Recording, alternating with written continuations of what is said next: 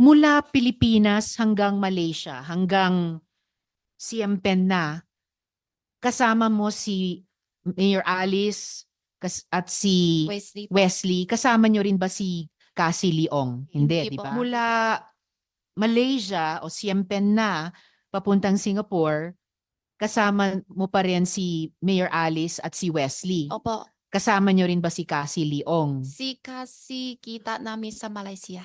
Nakita nyo siya sa Malaysia at kasama na siya papuntang Singapore. Opo. Okay.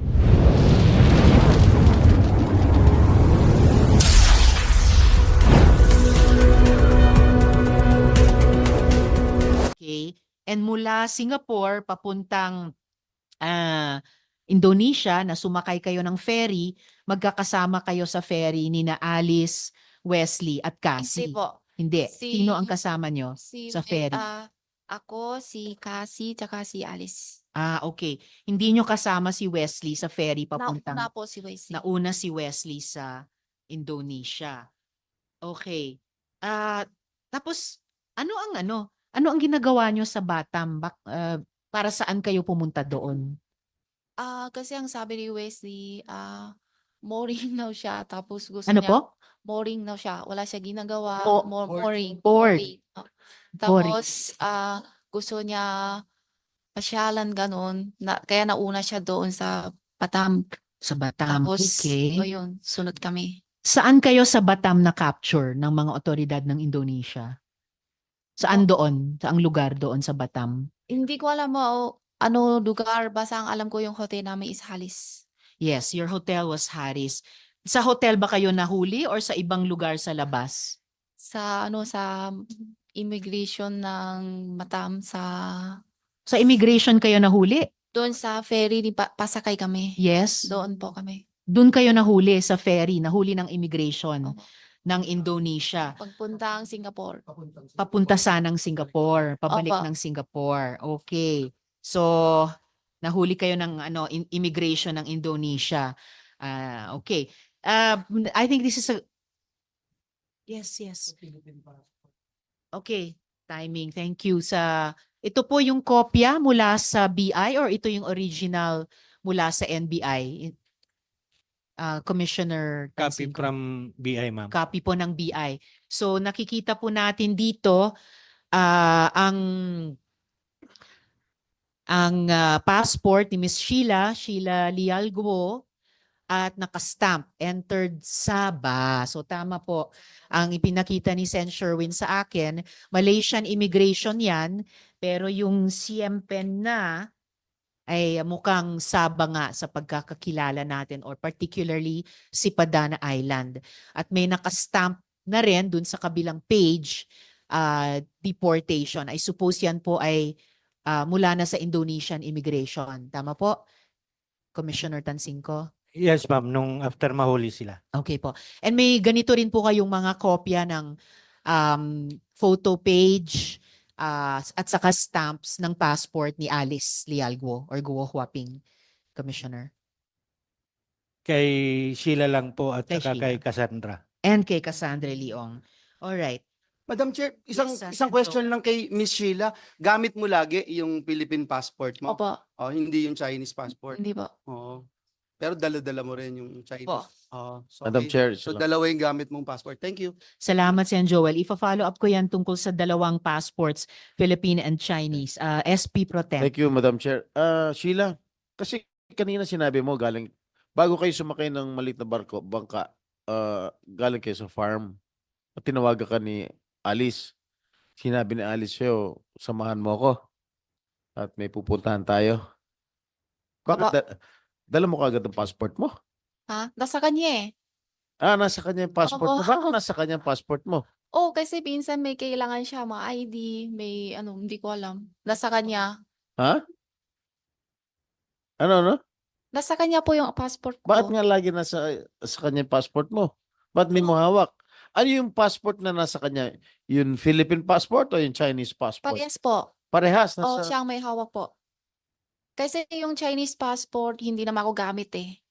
Tapos yung Philippine passport kasi minsan may kailangan ID na kailangan gamit kaya nasa kanya po. Lagi nasa kanya. Yung kay Wesley, nasa kanya rin. Hindi ko po alam. O paano kayo nagkita ni Cassandra sa ano? Magkakilala talaga kayo ni Cassandra? Ito sa Malaysia. O, magkakilala talaga kayo? O sa Malaysia. Doon lang kayo nagkakilala sa Yung Malaysia? una sa Pilipinas, na alam ko lang yung pangalan niya, pero hindi ko siya kita. Oh. Pero kilala ni Alice, si Hindi ko Cassandra. alam, siguro. Hindi, paano kayo nagkita sa Indonesia, sa Malaysia? Sa Malaysia. Oh, paano kayo nagkita? Si Wesley ang ano sa kanya, Ang ang tawag sa kanya. Ang contact nagtawag. sa kanya Tapos sa na nagkita. sa Malaysia. O nga, saan nga doon? Hindi ko alam yung lugar po. Oh, Hindi so, ako kabisado to. kasama, nung nagkita kayo ni Cassandra, kasama na si Alice. Opo. So, nakilala mo na si Cassandra. Ano pinag-usapan ninyo? Usapan sa Nila Alice tsaka ni Cassandra. Anong usap-usap nyo?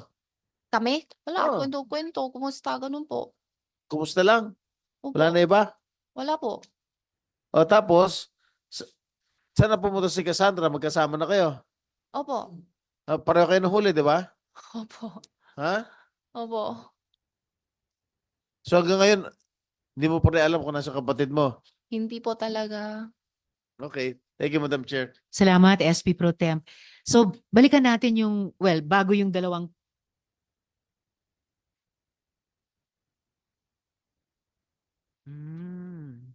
okay. Sige. Bago natin pag-usapan, Miss Sheila, yung dalawang passports ninyo. Meron kasing conflict sa ilan sa mga naging sagot nyo so far. Ulitin ko lang, anong petsa kayo sinundo sa farm? Dito sa Pilipinas pa lamang. July, pero hindi ko sure kung ano-alaw po. Bandang July 14 kaya? Kalagitnaan ng buwan? Or anong araw sa July? Siguro first week o First week. hindi ko sure talaga yung alaw. Sorry. Okay, Hindi ko matandaan. baka first week Oo, ng hindi ko July. matandaan. So may conflict kasi ang dito sa ito passport stamp July 18 ang arrival sa Sabah. Parehong petsa nung pagpunta nyo mula Bali papuntang Kuala Lumpur sa Malaysia. So kung first week July kayo sinundo sa farm, oo, anong ginawa nyo in between? Sigurado nyo first week July kayo sinundo sa farm? Hindi kaya second week? Hindi po. First week talaga. First week alam ko. Mas na bubuo sa isip mo yan, sa alaala mo yan. Oo nga yun yung tanong nga colleagues. Yes. So baka hindi lang 3 araw ang unaccounted for, baka more. Pero we will get to the bottom of this. Sige, for now, balikan po natin yung dalawang passports nyo. And just to confirm, no, dumaan kayo sa immigration sa Sabah, tama ba? Hindi ko alam kung saan po yun. Okay, kasi yun yung lumalabas dun sa stamp sa passport nyo. Opo. Dahil July 18 entered Sabah. Okay? Alright. So, sabi nyo nga, meron kayong dalawang passport. So, pero bago naman sa passports, kaano-ano mo ba talaga si Alice Go? Sabi daddy ko, kapatid. Sabi ng daddy mo, kapatid. Sabi ni daddy mo, hindi mo sigurado kung siya ay kapatid mo? Kasi hindi siya tunay ng tatay ko. Hindi siya tunay na Tatay. anak ng, yung kinikilala mong tatay ay hindi mo tunay na tatay. Opo. Sino po ang tunay na tatay nyo? May ano na po ako. Pwede hindi ako sasagutin kasi po, Okay, dahil? may kaso na po ako. Dahil may kaso kayo. Okay, in the meantime, pwede nyong tanungin yung abogado nyo na resource person din anong payo nila. Inonote ko na lang na hindi pa nasagot itong tanong na ito at kung posible ay babalikan ko na lang later. Tanungin nyo muna yung abogado nyo. Tanungin ko na lang yung passport. So, tama po na meron kayong parehong Chinese passport at Philippine passport. Ako po. Kayo, opo. Correct. Ako. Okay. Pero aware ba kayo na sa China, hindi pinapayagan ang dual citizenship? Paulit? Yes, sa, Sorry sa, po. sa China, hindi pwede ang dual citizenship. Sa China, hindi pwede na may hawak kang passport nila and at the same time may hawak kang passport ng ibang bansa tulad ng Pilipinas. Pero even as late as itong taong 2022, nagsinungaling kayo sa Philippine passport application nyo kasi na sinagot nyo doon na hindi kayo foreign passport holder at that time. Kahit na meron pa kayong at that time active Chinese passport na in-issue ng Chinese embassy dito sa Pilipinas. And Miss Sheila, ginamit niyo po yung Philippine passport nyo para makalabas dito sa bansa natin. Kaya yung tanong nung citizenship nyo ay material din po sa hearing po namin ngayong araw. Sino po ang tumulong sa inyo na makuha yung Filipino citizenship nyo? Hindi ko po alam. So,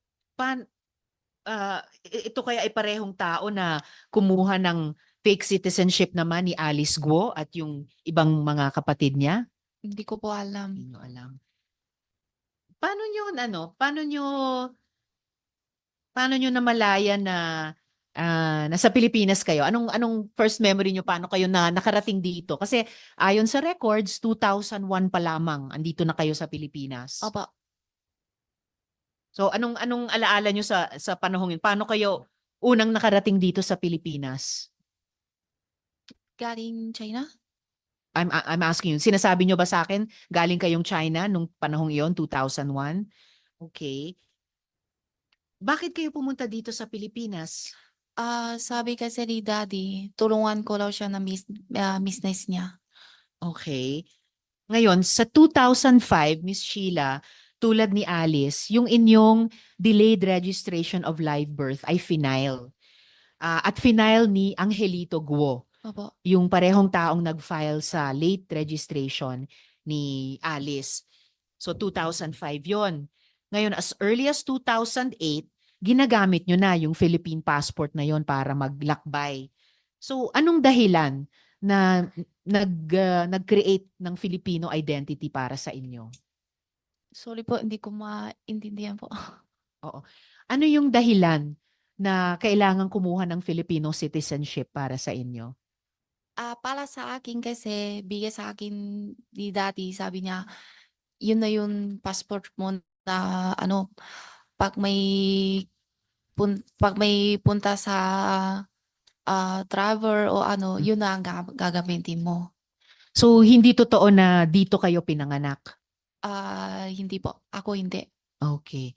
So sabi nyo kanina, pagdating nyo dito 2001, galing kayong China. So Opo. sa China din kayo ipinanganak? Opo. Kayo. Okay. Alright. Ngayon, Miss Sheila, meron akong gustong ipakita sa inyo. Ito po, nakikita nyo.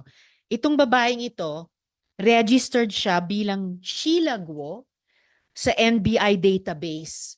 Registered po siya noong November 3, 2005.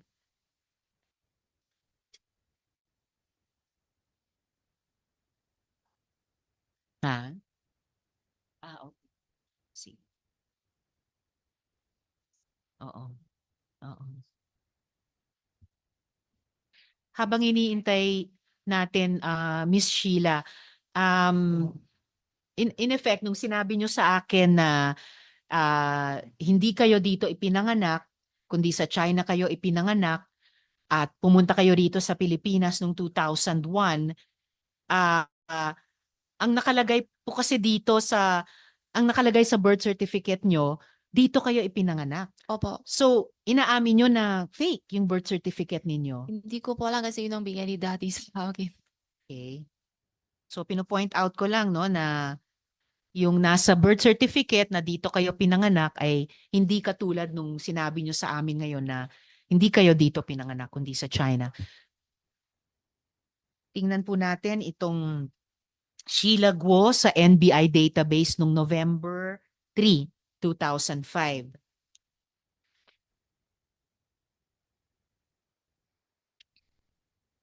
At kaya ako gustong ipakita sa ating lahat, pati sa inyo, Miss Sheila, ay dahil nakakapagtaka, 138 Kalanchaw Street, Project 8, Quezon City. Ang address, sakto sa address nung yung iba pang Alice Go na hanggang ngayon ay hindi pa mahanap kung nasan yun. Tapos, November 3, 2005 din nag-apply yung Alice Go na yon ng NBI record. Kasabay nung isa pang Sheila Go na ito na na-register sa NBI database. Parehong petsa, November 3, 2005 din nag-apply. The day before that, or November 2, nag-file si Angelito Guo ng delayed registration of birth ninyong dalawa ni Alice Guo. So, ipa-flash lang po namin kasi gusto kong itanong sa inyo kung kilala nyo kung sino yung dalawang babaeng Guo dyan po sa NBI database. Ayun po. Imagine, ito po ang Sheila Leal Guo ng 138 Kalanchaw Street, Project 8, Quezon City na nasa NBI database. At ang date of application, November 3, 2005. Parehong-pareho ng date of application nung isa pang Alice Guo na pinakita din namin kay Mayor Guo nung hearing naman ng Committee on Women na ibang-ibang mukha kay Alice Guo. Ito yung parang isa pang Alice Leal Guo. Parehong address nung isa pang Sheila Guo, 138 Kalanchaw Street, Project 8, Quezon City. Parehong di umano, taga Tarlac, pero ibang-iba sa mga mukha ninyo ni Alice Guo. Kilala nyo ba, Miss Sheila, itong dalawang Guo na to? Hindi po. Hindi nyo sila kilala. So, nadadagdagan, hindi nababawasan yung misteryo ng kung sino yung ito pang isang Alice Guo. Tungkol pa rin sa mga magkakaparehong address tulad dito sa dalawang aplikasyon sa NBI ng ibang mga babaeng Guo. Bago kayo umalis ni Alice at dun sa farm, magkasama ba kayong nakatira doon ng matagal na panahon? Hindi po. Ganong katagal lamang? Hindi kami sama sa bahay eh. Meron ako iba, sarili na tira. So hindi kayo sa Hindi po. farm parehong nakatira? Hindi po. Okay. And then, sino ang kasama ninyo, Miss Sheila, sa farm? Sa farm, si Alice tsaka si Wesley po. Sino po? Si Alice tsaka si Wesley. Okay. So si Alice ay nandun nga at si Wesley sa farm. Ganong katagal kayo ni na Alice at Wesley nandoon sa farm? Matagal na. Maraming taon na po. Ilang taon na? Yung simula ko punta dito, nandun na siya eh. Mula 2001? Opo. Okay. And si Wesley mula Yung 2001 din? Wesley, huli na ata eh. Huli na? Opo. Bandang anong taon na? Hindi ko matandaan eh. Okay. May iba pa bang mga taong bumibisita sa inyo doon? Sa Sa farm? kasama sa bahay nila? Or bumibisita, hindi nakatira din doon pero Hindi ko bumibisita alam eh, sa kasi inyo ron? bihila nga ako punta sa farm. Akala ko sabi nyo sa farm kayo nakatira ng maraming Ako taon. hindi. Okay. Sila. Sila. Opo. Iba ang Sa Bulacan na po sa ako. Bulacan. Okay. Madam Chair, just Yes, to and be Joel. clarified, pag Sheila sinasabi mo yung farm, kasi ang dami yung farm, masyado kayong mayaman meron pa kayo sa Bulacan. Pag sinasabi mong farm, Banban yan. No? Opo. Yun lang yung Opo. sinasabi mo, basta farm, Banban. Opo. Tapos saan ka sa Bulacan? Sa Tumitira Marilao. Marilao. Oh. So yun dun yung warehouse na malaki na yun. Dun ba? Hindi, iba pa. Warehouse? May warehouse kayo dun sa may Marilao na Hindi ko alam. hindi mo rin alam. Alam mo Sheila, gusto kong sabihin sa iyo to, no? Gusto ka namin kasi nagbabanggit ka, feeling namin nagsasabi ka ng katotohanan. Pero syempre, gusto na namin maintindihan mo na yung pag sinasabi mong hindi mo alam, kasi Hindi ko po talaga alam. kaya nga. Kaya sabi ko hindi gusto ko alam. munang maintindihan mo na hindi po pwede na hindi ko lagi alam, tapos hindi mo alam, makukulong ka na, hindi mo alam, nadidiin ka na. Eh, wala akong Kaya nga, magawa. Kasi hindi ko alam Kaya nga, talaga. mas maganda na alam mo yun. Kasi kunyari, hindi mo hawak lagi yung passport mo. Kung ano yung gawin ni Alice sa passport mo, hindi mo alam. nagbe-break na kayo ng mga batas, Oh, maliwala ako sa kanya eh. o kaya nga, pero hindi mo alam kasi nagbe-break na kayo ng mga batas. Kasi Yung certificate of sa live birth totoo lang mo, po, mahina talagang loob ko. Kaya sabi ko pag may ano na hindi kailangan ko alamin, ayaw hindi mong alam. ayaw ko alamin. So ayaw mo nang alamin kahit na tinutulak ka na sa kumunoy. Hindi siguro. Hindi, ito na to Yung passport mo, dinoktor ninyo. Yung passport kasi bigay ng daddy. Kaya nga. Kaya wala, hindi din ko alam kung ano. Kunyari, binigyan kita ng droga ngayon, ilalabas mo dito. Sasabihin mo, hindi mo rin alam. Ano yung torga? Hindi ko ba- Drugs. Makukulong ka, di ba? Hindi po pwede lagi na hindi mo alam. Pero Kasi, talaga hindi ko po kaya nga, alam. pero gusto rin maintindihan mo, pag sinabi mong hindi mo alam, merong karampatang parusa yung gumagawa ng criminal activities, yung kriminalidad. Kunyari, yung passport mo, yung certificate of live birth mo, itong 18th Congress, itinaas na ng parusa ng Kongreso yung tinatawag na perjury. Kaya, importante na alam mo na pag sinabi mong hindi mo alam, pwede ka pa rin na maparusahan. Gusto ko lang maintindihan mo yun, no? Na pag sinabi mong hindi Naiintindihan mo ko alam, po. kaya nga, dapat maintindihan mo yun. So, itong mga nangyayari na ito, importante na alam mo na pag sinabi mong hindi mo alam, mapaparusahan ka pa rin. Okay? Naintindihan mo yun, no? Sheila? Hindi. Hindi mo pa rin naintindihan? Hindi po. Oh. Kasi hindi ko alam eh. O kaya nga, Totoo naman eh. kaya nga, kahit na totoo na hindi mo alam, Sheila, kahit totoo na hindi mo alam, mapaparusahan ka pa rin kasi mali yung ginagawa mo, bawal yun. Kasi ginagawa mong kalokohan itong gobyerno ng bansang Pilipinas. Kahit na sabihin mong hindi mo alam, mapaparusahan ka pa rin. Yun yung gusto kong maintindihan mo. Kaya gusto kitang tanungin, one last time, sino yung, hindi ko naiisip na ikaw o si Alice, ikaw ang gagawa nitong mga lahat na itong kalokohan sa Pogo, yung mga torture chamber, yung mga money laundering. Hindi mo nga alam pero may nakikita ka na tao, kilalang tao, na alam mo na nagmamando, sila yung nagsasabi. Sila yung nagpapagalaw sa inyo ni Sheila, ni Alice at ng mga kasama mo. May kakilala ka ba? Meron kang nakikita Sa na tao na pwede mong malaman na sila yung talagang nagmamando nitong operasyon na ginagawa ninyo? hindi po. Simple lang ang buhay ko. Ang buhay ko lang, embroidery lang po. Hindi simple yung buhay mo kasi Kasi, opo, yun Nagpugante lang ka po. Kasi yung sa Hindi kanila, simple wala yung ko alam pugante. yung totoo naman. So wala kang Pwede sasabihin. naman kayo magtanong sa ano ko.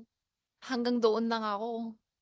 Pero hindi mo hinahawakan ng passport mo, hindi mo alam kung saan ginagamit yung pangalan mo. Sabi mo. I have no further question na Salamat, Sen Joel. Bago ko tawagin yung isa pang resource person, Miss Sheila, para klaro lang ang tinuturing mo bang tatay ay si Guo Jianzhong? Opo. Siya po. And tinuturing yung nanay, kumbaga, ay si Lin Wenyi? Hindi po. Hindi. So, ang magulang nyo lamang si Guo Jianzhong. Opo. Sino po yung nanay ninyo? Sa born certificate, si Amelia. Si? Amelia. Si Amelia na naman. Naku, matagal ko na pong hindi Sa narinig yung birth pangalan niya. certificate. Sa birth certificate. Opo, Opo. pero sino po yung tinuturing yung totoong nanay? Ako po? Yes. Sa China po. Sa China. Okay, so wala siya dito sa Pilipinas. Wala po. All right. And ito, bago ko tawagin yung isang resource person, aware ba kayo, Miss Sheila, na ang Guo family daw nagbayad ng escape ni Alice, 200 million pesos daw. Ang sabi, niligtas lang yung mga totoong Guo. Aware ba kayo dito? Sorry po, hindi ko maintindihan po. May nagsasabi po na sinave lang ng Guo family ang mga totoong Guo na nagbayad daw sila ng 200 million para makatakas si Alice. Alam mo, aware ba kayo doon? Hindi ko po alam. Hindi po. Okay, before we continue with Miss Sheila, Attorney David as resource. Just one Okay, last bago kayo. Kasi Sen. Sheila, gusto ko Joel. lang ipaalala ulit sa'yo, no? Sabi mo kanina, tinatanong ka ni Madam Chair, sino yung nanay mo? Tapos ang sagot mo, yung nanay mo dun sa birth certificate. Kasi yun daw ang sinasabi ng birth certificate. Pero hindi yun ang totoong nanay ko. So ibig sabihin nun, Sheila, hindi ka nagsasabi ng totoo. Kasi ang sinasabi mo, yung nasa birth certificate, hindi yung totoong nanay mo. Kaya yun yung muli, ipinapaalala ko sa'yo na hindi po pwedeng hindi mo lang alam dahil yung hindi mo alam po pwedeng magdiin sa'yo na lalo kang maparusahan dahil ikaw ay lumalabag sa batas ng Pilipinas. Gusto kong maintindihan mo lang yun. Salamat. Okay. Salamat, Sen. Joel. Briefly, not Attorney Galicia, Attorney David. Your Honors, please, we have to understand that Miss Sheila arrived here in 2001 from China. At that time, she was still a teenager. And whatever fault, if ever there are any, it's not her doing. The things, the passport, the birth certificate were just handed to her by her father. Being an innocent young girl, how can we fault her if her dad will say from now on, you are a Filipino citizen, you will use this. Your Honor, please, we have to understand. A tender lady, a tender girl of teenager being assured by someone, especially her foster dad, because Angelito Go is just her foster dad. So how can she not believe that kind of assurance, Your Honor? Now, how can we fault a girl who has been using those information for the past 20 years? I hope you understand, Your Honor, where she is coming. Madam Chair, that's the reason why we directly reminded the resource person, si Ms. Sheila Go, na hindi talaga po pwede na laging hindi ko alam dahil kahit hindi mo alam, po pwede kang maparusahan. Ms. Sheila, yung NBI kasi... Sen. Joel, bago kayo magpatuloy kay Miss Sheila, no, the chair would like to uphold yung sinabi ni Sen. Joel. Actually, not just to Attorney David, pero sa lahat ng mga colleagues, Miss Sheila ay hindi na naging teenager since mga 2 decades ago.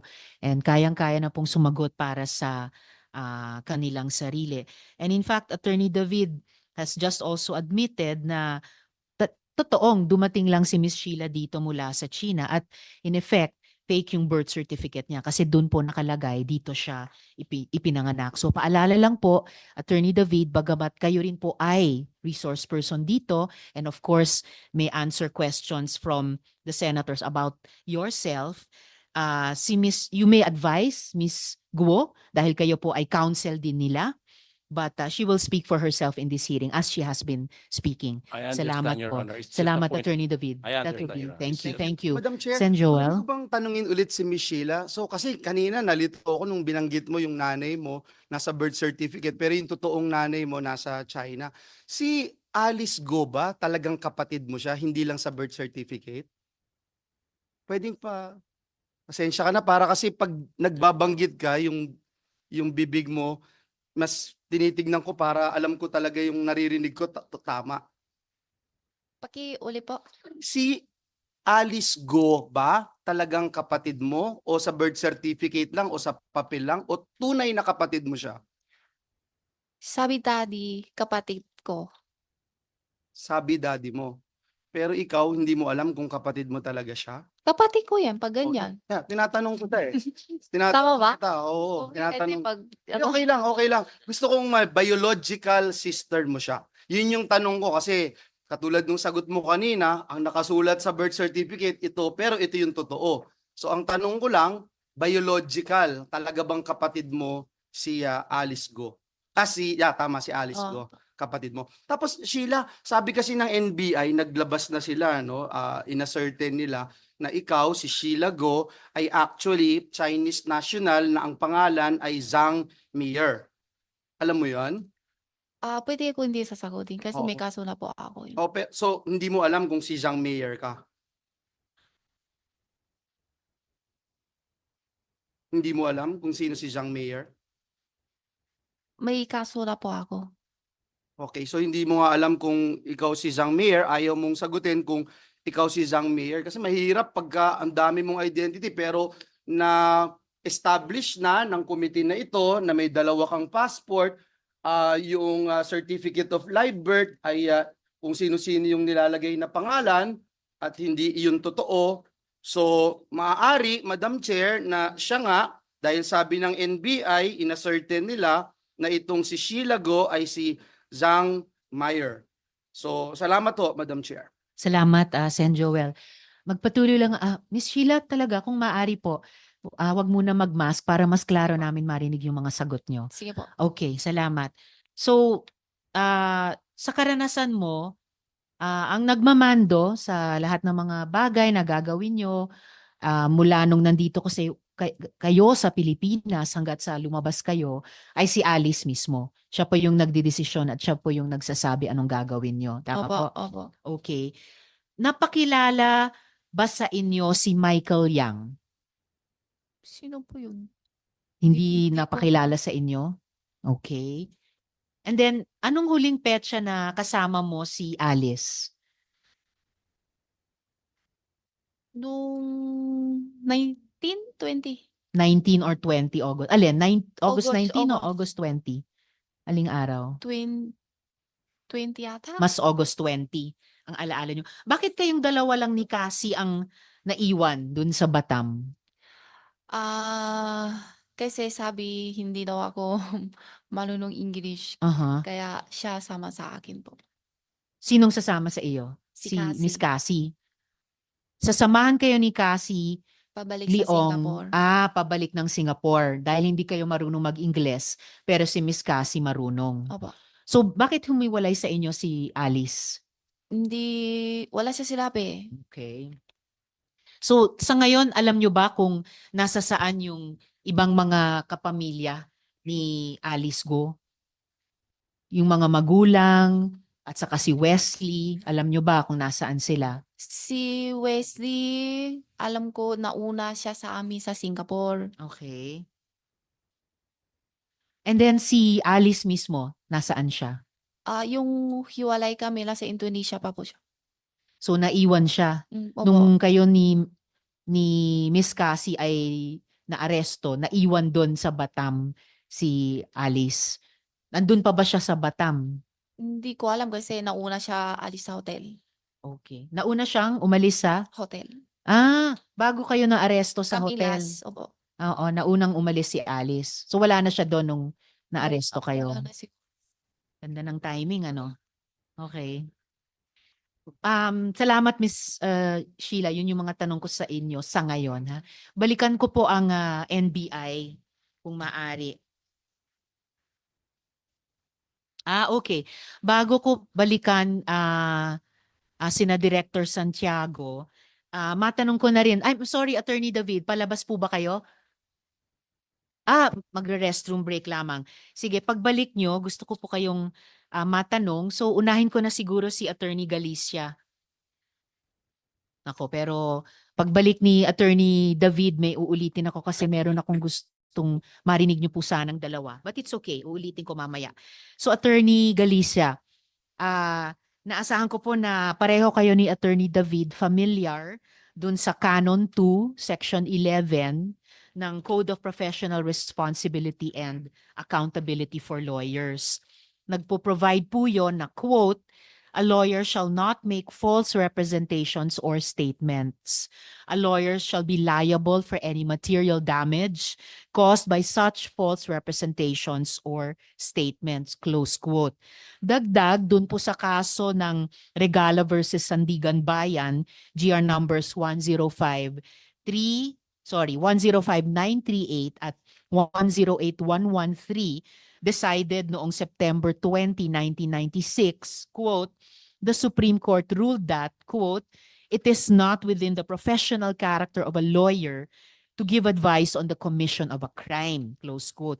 Nag-agree po ba kayo sa prinsipyong ito, Attorney Galicia? Yes, Madam Chair. Alright. Ngayon yung